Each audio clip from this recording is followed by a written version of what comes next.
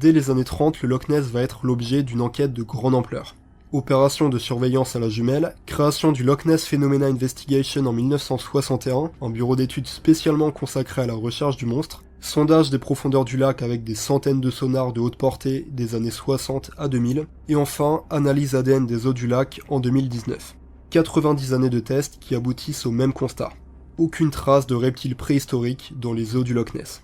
D'autant que les études tendent à prouver que si une telle créature était encore en vie, en fait le stock de poissons présent dans le lac serait trop faible pour la nourrir. Ou du moins on pourrait avoir un individu qui pourrait tout juste se nourrir, mais pour que la légende se perpétue comme ça pendant des centaines d'années, en fait ça indiquerait qu'on aurait plusieurs monstres dans le Loch Ness, qui se seraient donc reproduits de génération en génération. Et voilà, il s'avère que les lochs écossais sont assez pauvres en poissons, donc impossible d'avoir une colonie viable de plésiosaures.